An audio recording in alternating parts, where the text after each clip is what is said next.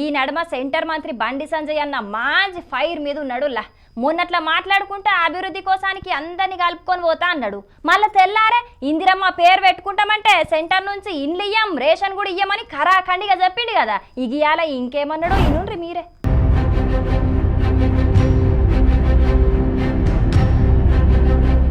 అరే మీ ప్రభుత్వం యొక్క మీ సొంత సంక్షేమ పథకాలు, మీ నిధులతో జరిగే సంక్షేమ పథకాలు అంటే మీరు ఇందిరాగాంధీ పేరు పెట్టుకుంటారా, లేకపోతే ఒసామా బిన్ లాడన్ పెడతారా, దావుద్ ఇబ్రాహిం పెట్టుకుంటారా? పెట్టుకోరు, మాకు ఏం అభ్యంతరం లేదు మాకు. కానీ కేంద్ర ప్రభుత్వం ద్వారా కేంద్ర ప్రభుత్వం యొక్క సంక్షేమ పథకాలకు మీ పేరు పెట్టుకోవడం మీకు ఇబ్బంది లేదు. కానీ పైన కేంద్ర ప్రభుత్వం యొక్క సంక్షేమ పథకం పేరు పెట్టాలా లేదా? నిధులు ఇచ్చేది భారత సర్కారు, కేంద్ర ప్రభుత్వము. పేర్లు మార్చి ఫోజులు పెట్టుకుని సొమ్ముకొని సోకొక మీరు ప్రజలు మభ్యపెడతా అంటే ఊరుకునే ప్రసక్తే లేదు. వాళ్ళ ప్రధానమంత్రి ఆవాస్ యోజన గాని, గరీబ్ కళ్యాణ్ అన్న యోజన గాని వీటిని నేరుగా రాష్ట్ర ప్రభుత్వం ప్రమేయం లేకుండా లబ్ధిదారులకే చెందే విధంగా ఇచ్చే విధంగా కేంద్ర ప్రభుత్వం ప్రయత్నం చేస్తుంది, ఆ విధంగా ఆలోచిస్తుంది. ఇన్నరా సంజయ్ అన్న ఎంత ఫైర్ మీద మాట్లాడిండో. రాష్ట్ర ప్రభుత్వం చేసే పథకాలకు ఏ పేరన్న పెట్టుకోండి గాని కేంద్ర ప్రభుత్వం ఇచ్చే పథకాలకు మాత్రం మీకిష్టం వచ్చిన పేర్లు పెట్టుకుంటామంటే ఊకునే ప్రశ్నే లేదు. అవసరమైతే మేమే పేదలకు ఆ పథకాలు అందిస్తామని డంకా బజాయించి మరీ చెప్తున్నాడు. ఇగటు పద్మ అవార్డుల విషయంలో కూడా రాష్ట్రానికి అన్యాయం జరిగింది. మేం పంపించిన లిస్టును కేంద్రం పట్టించుకోలేదని సీఎం రేవంత్ అన్న సెంటర్ సర్కార్ మీద గరానికి వచ్చిండు కదా. ఇక ఆ ముచ్చట్ల కూడా సంజయ్ అన్న ఏమన్నాడో ఇనుండ్రే. ఎట్టిస్తాం, గద్దరికి ఎట్టిస్తాం చెప్పండి అని భావాజాలం ఏంది? ఎంతమంది భారతీయ జనతా పార్టీ కార్యకర్తలను మర్డర్ చేసిన వ్యక్తులు ఆయన ఎట్టిస్తాం? మేము పక్కా అయ్యాం. మా కార్యకర్తలను చంపితే మా కార్యకర్తలు చంపిన కార్యకర్తలను పాటలు పాడిన వ్యక్తి గద్దర్. అనేక మంది పోలీసులను ఎన్కౌంటర్ చేసిన విషయంలో గద్దర్. ఎట్లిస్తాం? మీరు వంశం ఇస్తామేంది అవార్డ్స్?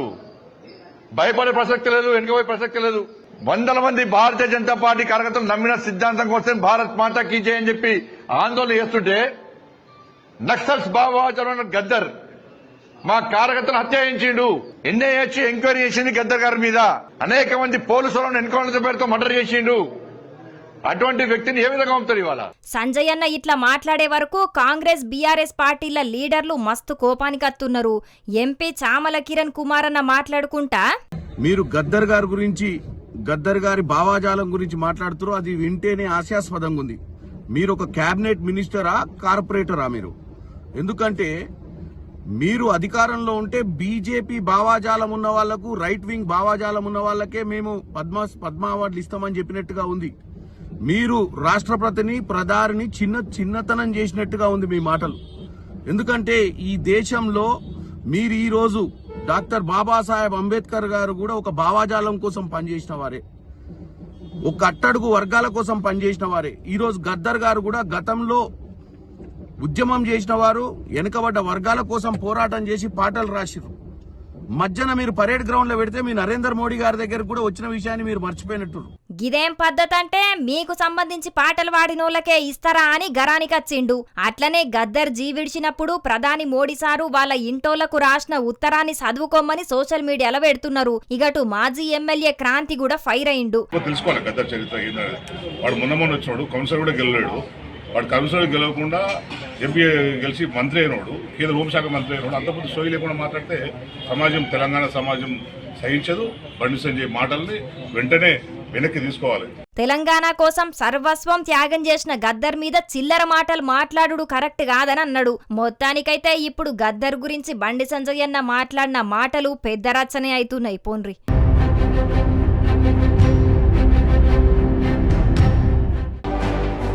సర్కార్ తీసుకొచ్చిన పథకాలు చక్కగా లేవని ఆడాడ జనాలు లొల్లికి దిగుతున్న ముచ్చట్లు మనం చూస్తూనే ఉన్నాం కదా. ఇక కొన్ని జాగాల కాంగ్రెస్ పార్టీ కార్యకర్తలు కూడా మా సర్కార్ పనితనం మంచిగా లేదని గులుగుతున్నారు. ఇక ఇప్పుడు జనాలే కాదు, ఏకంగా ఎమ్మెల్యే సారే ఇవేం పథకాలు, ఇవేం లెక్కలో నాకేం సమదైతే లేదని జనాలందరి ముంగట్నే అన్నాడు. ఇంతకుగా ఎమ్మెల్యే వాళ్ళు దేని గురించి మాట్లాడిండో పురాగా అరుచుకోవాలి కదా. అంటే చల్దినా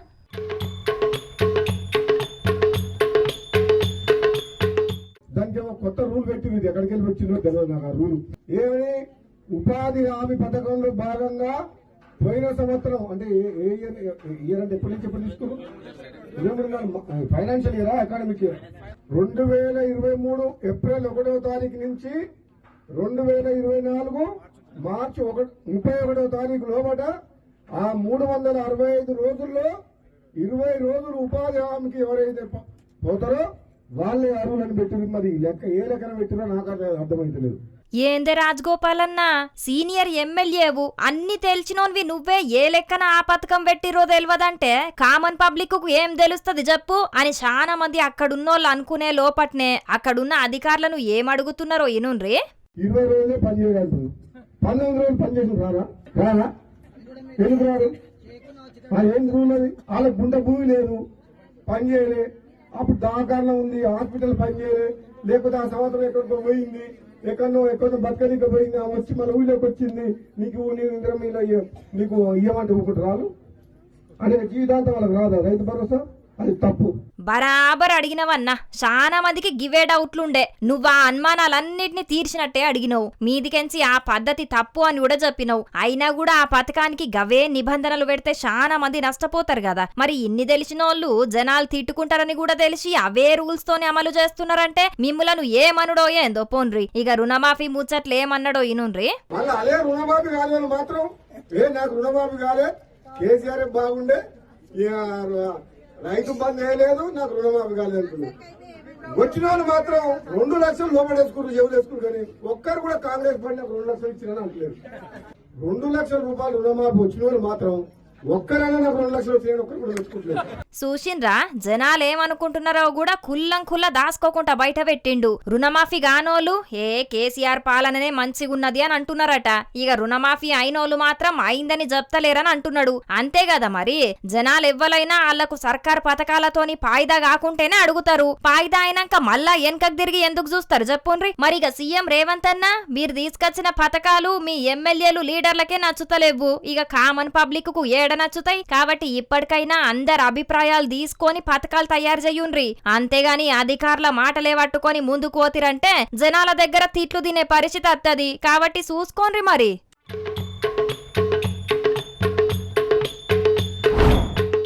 కాంగ్రెస్ పార్టీ సర్కార్ తీసుకొచ్చిన పథకాలల్లో మహిళలకు పాయిదా అవుతున్న పథకం ఏదన్నా ఉంటే అది ఆర్టీసీ బస్సులలో మహిళలకు ఉచిత ప్రయాణం అని ఎవ్వరిని అడిగినా టక్కున చెప్తారు. ఈ పథకం తెచ్చిన కొత్తల చాలా తక్లీఫ్లు అయినాయి. దినాం గడబిడలే జరుగుతుండేది. ఇక రోజులు గడిచిన కొద్దీ కొంతవరకు ఇబ్బందులు అయితే తప్పినాయి. అయినా కూడా ఇప్పటికి సుతం ఆడాడ కొన్ని సమస్యలు ఉన్నాయని జనాలు అంటున్నారు. ఇక ఇది ఇట్లుంటే ఇప్పుడు గా పథకం కూడా ఆగిపోతుందా ఏంది అన్నట్టే ఉన్నదట పరిస్థితి. మరి గా పరిస్థితి ఏంది కథ తెలుసుకోవాలంటే ఈ ముచ్చట చూడాలి. చూడుర్రి.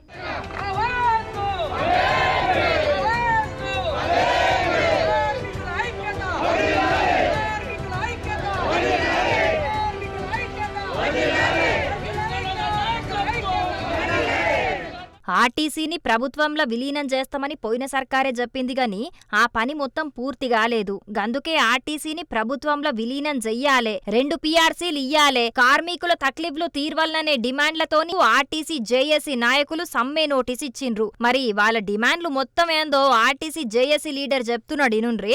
ప్రభుత్వం వచ్చే ముందు గత ప్రభుత్వం పనిచేయలేదని చెప్పి మేమే చేస్తామని చెప్పి మేనిఫెస్టోలో పెట్టి ఆర్టీసీని ప్రభుత్వంలో విలీనం చేస్తాం, తర్వాత బకాయిలు ఇస్తాం, PRCలు 2 ఇస్తాం, తర్వాత మరి ప్రభుత్వ ఉద్యోగులతో సమానంగా జీతభత్యాలు ఇస్తాం, కొత్త బస్సులను కొని ఆర్టీసీని ఆధునీకరిస్తామని చెప్పి మేనిఫెస్టోలో పెట్టినటువంటి అంశాన్ని ఈ ప్రభుత్వం ఎందుకు మర్చిపోయిందని అడుగుతా ఉన్నాం. వెంటనే దాన్ని ఇంప్లిమెంట్ చేయాలని చెప్పి. రెండోది, ఒలెక్టా కంపెనీ అట్లాగే JBN కంపెనీకి సంబంధించిన బస్సులను ప్రవేశపెట్టినారు, వాటికి శాంటిటీ లేదు. ప్రతి జిల్లాలో ఒక డిపో వాళ్ళకి హ్యాండ్ ఓవర్ చేస్తూ ఉన్నారు. పవర్ పాయింట్లు ఆర్టీసీ పెడతా ఉన్నది. ఒక్కొక్క డిపోకి 8 నుంచి 10-11 కోట్ల రూపాయలని వెచ్చిస్తూ ఉంది. ఆ తర్వాత కరెంటు బిల్లులు కూడా కట్టుకునే పరిస్థితి వీళ్ళకే వస్తుంది. ఇవన్నీ చేసిన తర్వాత అసలు ఈ ఆర్టీసీ ఉంటుందా పోతుందా అంటే మరి వాళ్ళు ఎక్కడోళ్ళు, వాళ్ళకేం శాంటిటీ ఉంటుంది. కాబట్టి ఇది ప్రైవేట్ పరం కావడానికి ఆస్కారం ఉంది. అధికారంలోకి రాకముందు అన్ని మేమే చేస్తామని చెప్పిండ్రు గాని ఇప్పుడు మాత్రం ఆర్టీసీ కార్మికులను పట్టించుకుంటలేరు. మీదికెంచి ఆర్టీసీని ప్రైవేట్ పరం చేసే పనులు చేస్తారని సర్కార్ మీద యూనియన్ నాయకులు గరానికచ్చిండ్రు. అన్ని కేటగిరీలల్లున్న ఖాళీలను భర్తీ చేసి అర్హులైనోళ్లకు ప్రమోషన్లు ఇయ్యాలే, రిటైర్ అయిన ఉద్యోగులకు రావాల్సిన బకాయిలన్నీ కూడా ఎంబట్నే విడుదల చేయాలని డిమాండ్ చేసిండ్రు. ఇక బస్సులు సరిపోక చాలా ఇబ్బంది అవుతున్నది. పిల్లల తల్లులు కూడా నిల్చుండిపోయే పరిస్థితి ఉన్నది. కాబట్టి మహిళల కోసానికి స్పెషల్ స్పెషల్ బస్సులను నడపాలే. అట్లనే మహాలక్ష్మి పథకంలో 0 టికెట్ బదులు మహిళలకు స్మార్ట్ కార్డులు ఇయ్యాలని డిమాండ్ చేసిండ్రు. మరిగా రవాణా శాఖ మంత్రి పొన్నం ప్రభాకర్ గౌడ్ సారు ఆర్టీసీ కార్మికులకు మీరిచ్చిన న్యాయమైన హామీలను నెరవేర్చుండ్రి, అట్లనే దాన్ని ప్రైవేట్ పరం కాకుండా కాపాడుండ్రి. ఇక వాళ్ళు సమ్మెకి దిగితే మామూలు ప్రజలు చాలా ఇబ్బంది పడతారు కాబట్టి ఎంబట్నే వాళ్ళను చర్చలకు పిలిచి సమ్మెను విరమించుకునేటట్టు చెయ్యుండ్రి. ఏమంటున్నాం, సరేనా?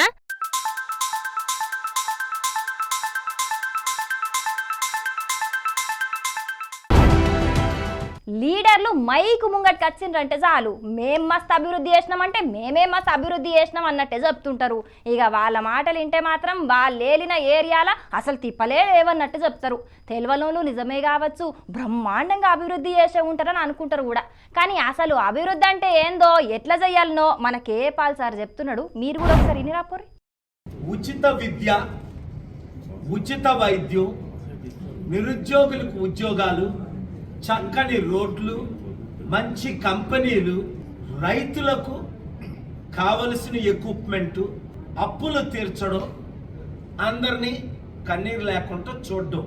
సూపర్ సారు, మీరు బరాబర్ చెప్పిండ్రు. మీరు చెప్పిన పనులన్నీ చేసిండ్రంటే చాలు జనాలకు అంతకు మించి ఏం అవసరం లేదు కూడా. కాకుంటే లీడర్లు మాత్రం ఇవన్నీ చేసినామన్నట్టే చెప్తారు గాని చేసేది మాత్రం తక్కువనే. కాబట్టే ఇంకా మనం అభివృద్ధి చెందుతున్నామనే చెప్పుకునే పరిస్థితి మోపైంది. నిర్మల్ జిల్లా కేంద్రంలో పాలన రావాలి, పాలన మారాలి అని మీటింగ్ ఏర్పాటు చేసిండు. ఇక మాట్లాడుకుంటా మార్పు రావాలి, ఆ మార్పు మనమే తేవాలి. ఇంట్లో కూర్చుంటే అవదు, నాయకులందరూ మార్పును తీసుకురావాలి. మరి ఆ మార్పును ఎట్ల దేవాలనో కూడా చెప్పిండు పాలు సారు. ప్రజాశాంతి పార్టీని గెలిపిస్తే ఆ మార్పు వత్తదట. ఇప్పుడు తెలంగాణలో సర్పంచ్ ఎన్నికలు రాబోతున్నాయి కదా, ఆ ఎన్నికల్లో ప్రజాశాంతి పార్టీ అభ్యర్థిని సర్పంచ్గా గెలిపిస్తే ఏం చేస్తాడో కూడా ప్రకటించిండు. ఉచిత విద్య నెంబర్ 1 అందరికీ, ఉచిత వైద్యం నెంబర్ 2, నెంబర్ 3 1 సంవత్సరంలోనే మంచి కంపెనీలు పెట్టి ఆ గ్రామంలో ఉన్న నిరుద్యోగులు అందరికీ ఉద్యోగాలు. ఎస్సీలమే రాజ్యాధికారం, ఎస్సీ ఎస్టీ కలుపుకొని అన్ని కులాలను కలుపుకొని వెళ్దాం. మరి పాల్సారా మజాకా? పాల్సారు తాకత్కు చిన్న చిన్న హామీలిస్తే అల్క తక్కువ అవుతుంది కాబట్టి గీ తీరుగా హామీలిచ్చిండు. విదేశాల పైసలు బగ్గున్నాయట, అవి తీసుకొచ్చి అభివృద్ధి చేస్తాడట. అవి కూడా సాలకుంటే సొంత పైసలు పెట్టుకోనైనా అభివృద్ధి చేస్తా అంటున్నాడు. చూడాలి మరి సర్పంచ్ ఎన్నికలనన్నా ప్రజాశాంతి పార్టీ అభ్యర్థులు బోని కొడతారో ఏం కథనో తెలియదు గాని ఇగో పాల్సార్ అభిమానులు ఫోటో దిగుతుంటే ఏమంటున్నాడో ఇనుండ్రి. అమెరికాలో 8 కోట్లు ఇస్తారు ఫోటోకి, తిరిగి నేను డబ్బులు ఇస్తారు అభివృద్ధి చేస్తారు అంటున్నారు. అమెరికాలో 8 కోట్లు ఇస్తారు ఫోటోకి, తిరిగి నేను డబ్బులు ఇస్తారు అభివృద్ధి చేస్తారు అంటున్నారు. ఇన్నరా? అమెరికా దేశంలో పాలన్నతోటి ఫోటో దిగినందుకు 8 కోట్ల రూపాయలు ఇస్తారట. అదే ఈడ మాత్రం పాల్సారును ఎవ్వరు చక్కగా పట్టించుకుంటలేకపాయే. పాపం పాల్సారు.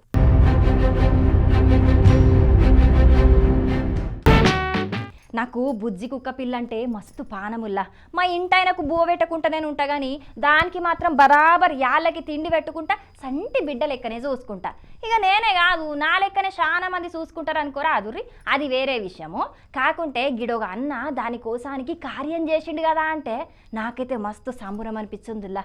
గందుకే గీ ముచ్చట మీ అందరికీ తెలవాలని మన రచ్చబండ ముచ్చటల్లోకి పట్టుకొచ్చినాం. మరి చూడుదిగా ముచ్చటేందో.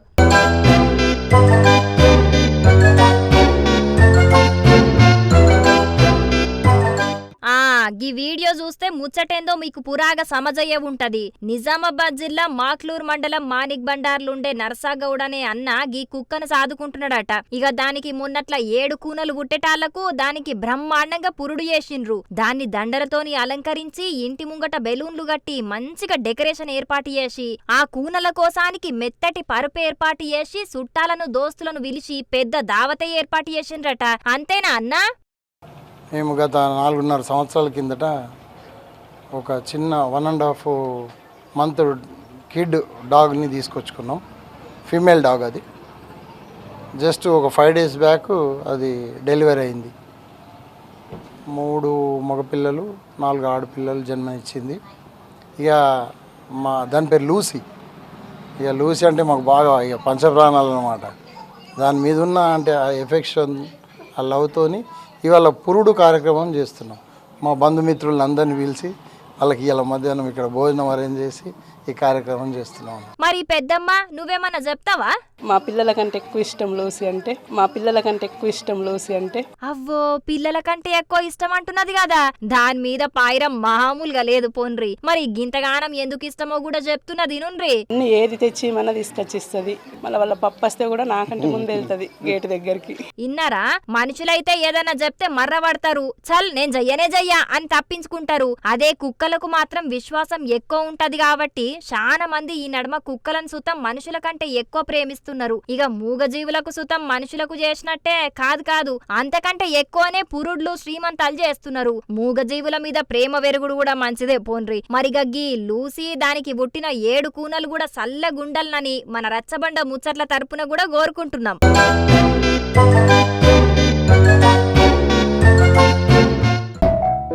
లోన్ యాప్లల్లో అప్పు తీసుకుంటే వాళ్ళు వడ్డీకి వడ్డేసి కట్టేదాకా ఎంత గోసవుచ్చుకుంటారో మనం చాలా వార్తలు చూసే ఉన్నాం. ఇక కొందరైతే పాపం జీవి కూడా తీసుకున్నారు. అప్పు వాళ్ళ పానాలకు ముప్పైందన్న ముచ్చట్లు మస్తుగానే చూస్తూనే ఉన్నాం.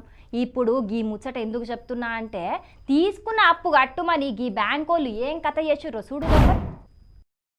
ఎవరు కట్టకపోతే ఆ ఊరి మీద సెర్ప్ డిపార్ట్మెంట్, బ్యాంకు వాళ్ళు, కలెక్టరేట్ నుంచి కలెక్టర్ కూడా అదే చెప్తున్నారు, లోన్లు కట్టిపీయమని చెప్పి. ఈ రోజు ఇక్కడ సమావేశం మనం జరిగినాము. 30 మందితోటి SERP department, field officer, DO, NPA, manager అందరు ఇక్కడికి వచ్చినందుకు వీళ్ళు 28 తారీఖు లోపల 51 కట్టాలి, ఇప్పుడు 10,000 కట్టాలి.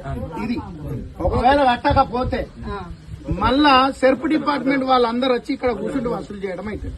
ఇన్నరా ఆ బ్యాంకు సార్ ఎట్లా మాట్లాడుతున్నాడో, అప్పు గంటే దాకా అక్కడికెంచి పోనేవోరట, మీదికెంచి కలెక్టర్ సుతం పైసలు వసూలు చేయాలని చెప్పిండని అంటున్నాడు. సరే అప్పు తీసుకున్నప్పుడు వాయిదా ప్రకారం వాళ్ళు కట్టాలే, మీరు వసూలు చెయ్యాలే, కాకుంటే దానికో తరీకుంటది. అంతేగాని గిట్లా ఇంటి ముంగట పొయ్యి పెట్టి మరి మీరు అప్పు కట్టేదాకా ఇక్కడికెంచి కదలము అంటే ఏం పద్ధతి అన్నట్టు? అయ్యా కలెక్టర్ సారు, పేదల దగ్గరకెంచి మీరు గీ తరీకల్నే పైసలు వసూలు చెయ్యమన్నారా ఏంది?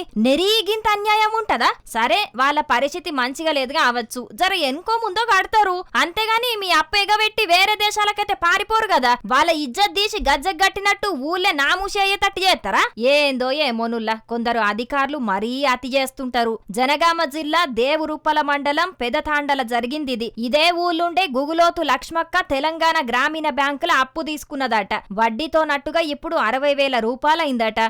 అప్పుగట్టుమని బ్యాంక్ అధికారులు అడిగితే ఎల్లుమాన్ లేక కడతలేదట. గందుకే ఏకంగా ఇంటి ముంగట్నే పోయి పెట్టి మీరు పైసలు కట్టేదాకా ఇక్కడికెంచి కదలేదు లేదని గీ కథ చేసిండ్రు. ఇదే కాదు ఆ ఆఫీసర్ ఇంకా ఏమంటున్నాడో ఇనుండ్రే.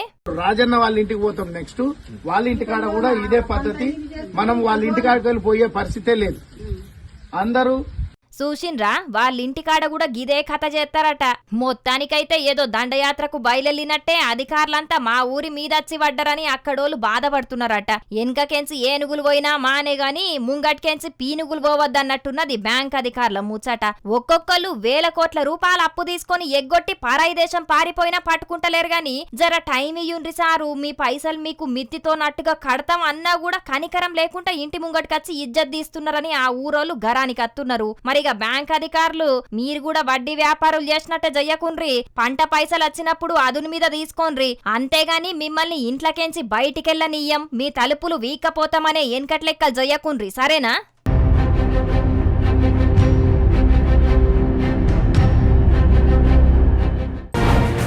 ఇగో ఇవులా ఇయాల్టి మన రచ్చబండ ముచ్చట్లు. ఇవాళ మేము చెప్పిన ముచ్చట్లన్నీ జబర్దస్తుగా ఉన్నాయిలే. దినాం ఇంతకంటే ఖతర్నాక్ ముచ్చట్లను మీకోసం దేవులాడి పట్టుకొస్తూనే ఉంటాం. కాబట్టి మన రాజ్ న్యూస్ ఛానల్ మరవకుండా చూస్తూనే ఉండండి, సరేనా? సరే ఉంటాం, మళ్ళా నమస్తే.